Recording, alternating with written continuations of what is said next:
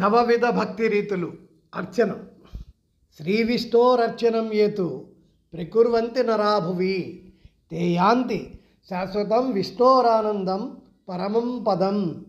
ఈ ప్రపంచంలో భగవంతుని అర్చన పూజ చేసేవాళ్ళు భగవంతుని యొక్క అవినాశకరమైన ఆనంద స్వరూపమైన పరమపదాన్ని పొందుతారు.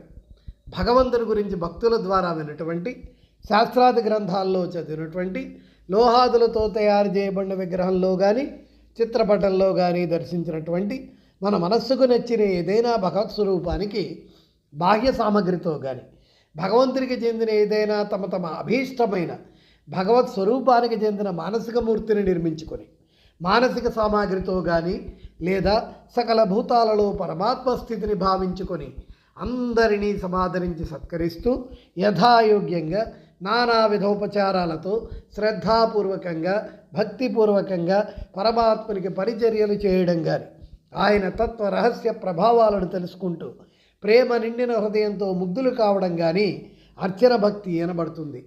పత్రం, పుష్పం, చంద్రం వంటి సాత్వికమైన పవిత్రమైన ఇంకా న్యాయ సముపార్జితమైన ద్రవ్యాలతో భగవంతుని యొక్క విగ్రహానికి శ్రద్ధాపూర్వకంగా పూజలు చేయడం, భగవత్ప్రీతి కోసం శాస్త్రోక్తమైన యజ్ఞాదులు నిర్వహించడం, సర్వులను పరమాత్మ స్వరూపులుగా భావించి తమ తమ వర్ణాశ్రమ ధర్మానుసారంగా వారికి యథాయోగ్యమైన సేవలు చేయడం, ఇంకా వారిని సత్కారాలతో సమ్మానాలతో పూజాదులతో సంతుష్టులను చేయడం, దుఃఖితులు అనాథలు వికలాంగుల వంటి పీడిత ప్రాణులలో ఆకలి కొన్న వారికి అన్నంతో దప్పిక కొన్న వారికి జలంతో వస్త్రహీనులకు వస్త్రాదులతో రోగులకు ఔషధాదులతో అనాథలకు ఆశ్రయ దానాదులతో యథావశ్యకమైనవి యథాశక్తి సమర్పించి శ్రద్ధాపూర్వకంగా సత్కారపూర్వకంగా సర్వులను భగవత్ స్వరూపులుగా భావించి భగవత్ ప్రీతి కోసం సేవ చేయడం మొదలైనవన్నీ భగవంతుని బాహ్య పూజా విధానాలే. శాస్త్రాలలో వర్ణించబడిన తమ చిత్తమును అనాయాసంగా ఆకర్షించే భగవంతుని ఏదేని అలౌకిక రూప లావణ్యయుక్తమైన అనంతముగ్ధ సౌందర్యమయమైన మాధుర్యమయమైన పరమ తేజోమండిత స్వరూపానికి చెందిన ప్రత్యేక అవయవ వస్త్ర భూషణ ఆయుధాలతో యుక్తమైన హస్త పాదాదులకు మంగళ చిహ్న సహితంగా మనసా చింతన చేసి ఆహ్లాదపూర్వకంగా మనస్సులో ఆయనను ఆవాహన చేసి స్థాపన చేయడం, ఇంకా నానావిధ మానసిక సామాగ్రితో అత్యంత శ్రద్ధాపూర్వకంగా ప్రేమపూర్వకంగా పూజలు చేయడం మానసిక పూజా విధానం అవుతుంది. భగవంతుని ఎడల అనన్య ప్రేమ కలిగి ఆ ప్రేమను అందరూ పొందాలనే ఉద్దేశంతో అత్యంత శ్రద్ధాపూర్వకంగా స్వయంగా ఆచరణ చేయడము లేదా ఇతరులచే ఆచరింపజేయడము ఈ భక్తి యొక్క ప్రయోజనం. అర్చన భక్తి స్వరూపాన్ని దాని తత్వాన్ని అవగాహన చేసుకోవడానికి భగవంతుని పరమ ప్రియ భక్తుల సాంగత్యంతో పాటు వారికి పరిచర్యలు చేయడం చాలా అవసరం. పైన పేర్కొన్న విధంగా భగవంతుని పూజించడం వల్ల మానవుడు తానేది కోరుకుంటే అది లభిస్తుంది. సహజంగానే అతనికి భగవత్ప్రాప్తి సిద్ధిస్తుంది. శ్రీమద్భాగవతంలో ఇలా చెప్పబడింది: స్వర్గాపవర్గయో పుంసాం రసాయాం భువి సంపదాం సర్వాసామపి సిద్ధీనాం మూలం తచ్చరణార్చనం. భగవంతుని పాదాలకు అర్చనలు పూజలు చేయడం జీవులందరికీ స్వర్గమోక్షాలతో పాటు మత్స్యలోక పాతాళ లోకాలలోని సమస్త సంపదలకు సర్వసిద్ధులకు మూలం. తమ తమ కర్మల ద్వారా భగవంతుని పూజించడం వల్ల భగవత్ప్రాప్తి కలుగుతుంది.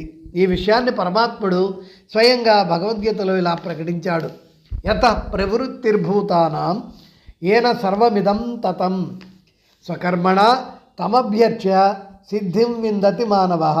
అనగా ఏ పరమేశ్వరుని ద్వారా సంపూర్ణ ప్రాణుల ఉత్పత్తి జరిగెనో, ఎవని వలన సమస్త జగత్తు వ్యాప్తమై ఉన్నదో ఆ పరమేశ్వరుని తన స్వాభావిక కర్మల ద్వారా పూజించి మనుష్యుడు పరమసిద్ధిని పొందగలుగుచున్నాడు. అంతేకాదు అత్యంత శ్రద్ధతో ప్రేమతో భగవంతునికి పూజ చేసినట్లయితే ఆయన స్వయంగా తన దివ్య మంగళ విగ్రహ రూపంలో ప్రత్యక్షమై భక్తులు సభక్తికంగా అర్పించిన పదార్థాలను పూజిస్తాడు. ఈ విషయాన్నే భగవంతుడిలా వెల్లడించారు: పత్రం పుష్పం ఫలం తోయం యోమే భక్త్యా ప్రయచ్చతి తదహం భక్త్యుపహృతం అశ్నామి ప్రియతాత్మన. అర్జున, ఏ భక్తుడైనను పత్రము, పుష్పము, ఫలము, జలములను నాలుగింటిలో ఏదేని ప్రేమతో నాకు సమర్పిస్తే అట్టి శుద్ధమనస్కుడు నిష్కామ భక్తుడు సమర్పించిన ఆ పత్రపుష్పాదులను సగుణ రూపంలో ప్రత్యక్షమై ప్రేమపూర్వకంగా భుజించుచున్నాను. పృథు చక్రవర్తి, అంబరీషుడు వంటి వారెందరో విద్యుక్తంగా వివిధోపచారాలతో మానసికంగా ఇంద్రియాలతో భగవంతుని పూజించి సులభంగా పరమగతిని పొందారు.